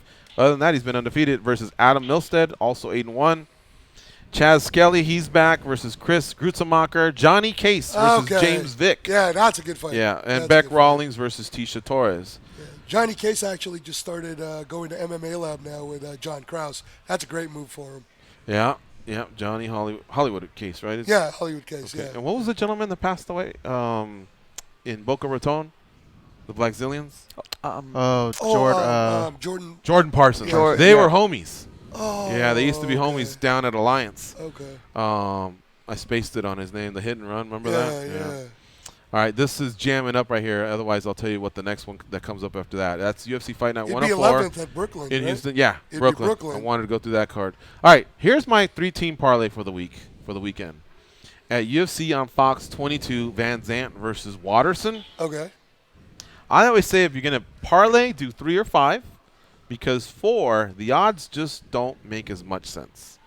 And So when you parlay, you got to bet 3 or 5. I believe, yeah. Okay. Because when you bet 3, it's 6-1. When you bet 4, it's 10-1. Now, the way fights happen, there's enough times in between fights that you can call your local back alley bookie, or you can log on and make a safe and legal play, the way you're supposed to. You have time in between fights. Okay. So if you're getting paid 6-1, why wouldn't you make a 3-team parlay, get paid 6-1, and just put it all and get paid 12-1? 5. Oh, no. Put it all on the 4th guy. Or gal. Oh, okay. And you'd be getting a 12-1 payout. Okay. Whereas if you just do a 14 parlay, it's a 10-1 payout. Okay. So I've always felt 3 or 10, 3 or 5. Okay. So 5's tough. I won't lie. We hit them from time to time, but they're tough. If you're gonna make money, you gotta find an underdog. Okay. If it's just favorites, you're not gonna make as much. But if you want to play it safe, then fine. Now here are the ones that I like, and then we'll figure out which one I'm gonna do. Okay. Yeah. All right. Faber versus Pickett. He ain't losing. Nah, I'm picking Faber. And if Faber was like minus 1,000 or 800, I'd probably go, it's not worth it. But what is it? He's minus 400 on versus Brad Pickett. You got to get on this suit. You got to put that on your parlay. But don't we have the rule that if it's 400 or more, it's just too many things happen in mixed martial arts? Yeah, but that's only if it's single play. That's only if it's a single play. Okay. So if I were to go up there and go, here's 400 to win 100 on Faber, that's where I tell you anything can happen. And if you lose, you're down $400. Right. Whereas if you just do like a $50 parlay and you lose, oh man, Faber broke his toe. He can't continue. Mm-hmm. I'm only out $50 versus fucking $400. See what I'm saying? So I say you include Faber for sure. I think that one is the one I feel good about. So you would pick Pickett. No, I'd pick Faber. Oh, you pick Faber. Yeah, okay, Faber. Right, okay. Either take him or Colby Covington, in my opinion. Who's the underdog? And I think Faber's the better play because I think Barberina's pretty tough, actually. Okay. Yeah. Okay. What was your question? No, so Covington is he the favorite? He's a favorite as well. Okay. Don't take both because now you have 2 big favorites, okay. and it's going to lessen the parlay payout. Okay. So then who are the underdogs you're picking if you pick Faber as your favorite in a 3? We're actually getting to that. Okay. Now, there's another big favorite that I like that you can also include. Let's say you don't like Faber. Let's say you don't like Covington. Irene Aldana. I don't think she's losing to Leslie Smith. Yeah, okay. Yeah. That's a safer Right. So favorite, you build your right? pillars off one of those 3. What's the odds on that? What is she? She's only minus 325. Yeah, it's close to the Faber one, though. You know what I mean? It's close to the Faber one. I just think Faber is going to win that fight. Okay. I think there's something about knowing when your last fight is in Sacramento and because already Leslie having Smith, a better if she loses that one, she'd most likely get cut, right? She could, man. So because maybe she's she been doesn't chirping, lose it. you know what I mean? Yeah. I mean, maybe, but from when I've seen Leslie, she's very tough and durable, but she usually is not the faster fighter, and I'm a big proponent of speed. And I just like Aldana's striking versus Smith's striking. I think she'll dole out more damage and she'll take in less damage. Okay. I know she's part of Team Cesar Gracie, but I don't think the fight will be disputed on the ground. So I think I'm just going to go with the more refined striker in Irene Aldana if I go that route. Now, here's another one goes where I just don't think I think if you're going to risk it a little bit, that Mizugaki guy, Wineland. Oh, that's Thiago's I'm guy. not sure about Wineland. I really used to like Wineland's boxing, but ever since he got his jaw broken, one foot out the door, right? Exactly, man. I really like Didn't him. he But look good in his last fight, though, Wineland? He did? I don't know. You're thinking of Darren Elkins, I think. Okay. He lost to Brian Caraway, and Brian doesn't have the best stand-up, and Eddie does have pretty good stand-up, but you could just tell he wasn't the same reckless Eddie that I remember from WEC. And I know you have to be disciplined and all, but I still think you have to have that go button. You know, you can't just go 65, cruise control. Okay, I'm never going to get a ticket. Well, every once in a while, you got to go 80 or 90 because guess what? Your opponent's doing it to you. Okay. You know what I mean? So that's one underdog that I think has a chance. So you're picking Mizuzaki. Yeah, well, I haven't made it yet. I'm throwing out the underdogs that I like now. Mizuzaki just because that's Thiago's guy, and Shuharada is his guy too. So okay, I'm picking Mizuzaki. That's one guy. That's one route you can take. And then I think Joe Ban. He's just a slight underdog, but I still think he's going to be too much for Perry. I think that fight's going to end early, but I just don't know what side. But I don't see it going past the round. That would be the hands of Perry versus Juban's Muay Thai kicking. He does Sykes-en Muay Thai. So I'm going with Juban on that one. I like Juban, yeah. He's the underdog, right? He is the underdog. So if I'm doing a parlay, I could go Juban, Mizuzaki, If you're going to have fun and try and turn 50 into $500, take two underdogs and one favorite. Okay. Yeah. Or take two small favorites and an underdog, but always have an underdog. But because I'm going with favorite, he's a bigger underdog, or a favorite, I got to take a couple underdogs. So Juban's one of them. Okay. Favor's my favorite. And last but not least, I think Watterson gets it done against Van Zandt. Is she the underdog? Huh? Is she the underdog? She's the underdog. By how much? Not much. It's close to a pick'em fight, but she's the lesser of the two odds. Okay. Yeah. So if you were going with a 5-fight parlay, you would have Watterson, then Mizuzaki, I can protect myself with some favorites. Juban. I would have Irene Aldana. Okay. I would have Colby Covington. I would have Uriah Faber, and then two underdogs. Because 50 will pay you 20 to 1, so that's $1,000. But the underdogs, man, I'm learning a lot. That's good. I didn't know that. So I could pick 3 favorites, 2 underdogs, put in 50, and still get a 20 to 1. As long as they're not huge favorites, yeah. Oh, thank you, sir. Mickey Gall, I now wish I was taking him. Yeah? Yeah, in a way. I took him. Did you? Yeah. I'm still not convinced to get with Sage. Why? He looks like a phenomenal athlete, but I don't know that he's like the stuff I'm hearing. You know, I just don't know behind the scenes that he's tough and built for the game just yet. I think he's too young and raw still. Okay. You know what I mean? Okay. And if you're not going to figure it out yourself, like you know what you're hearing about, it didn't go as well at TriStar. You know what I mean? I don't know if he's keeping up with the learning curve. And there's other fighters that are making these sacrifices. So I'm not going to run it because I think there's still too much. We haven't learned much off Gall. Okay. He fights the pro wrestler and a journalist. You know, both guys train MMA, but that's kind of what their forte is. Right. And versus at least. Yeah. No. I feel like fighter Mickey Gall. He's got all the athletic. You still got to work on your jiu-jitsu. I like him a lot. You know, Watterson or Van Zandt, Alex? I like Paige. Yeah. Okay. Looks aside, though, who do you think's going to win the fight? But if she gets Michelle down, she's still not in a great spot because Michelle's pretty good off her back. Yeah. No, man. So she's going to be, if this goes 5 rounds, it's going to be danger for a while there. Yeah, she won her Invicta title. With Jessica Penne. somebody, right? Yeah.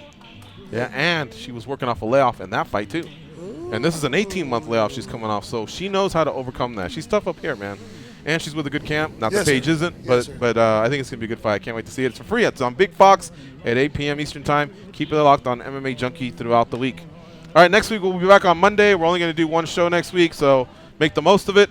It should be a fun show. We'll try and stack it as much as we can, and then we're going to take our vacation days. Anyway, for Angelo and just kidding, Alex Ricci goes, Danny Beck East. I'm George. Have yourselves a nice weekend. Go out there and be champions.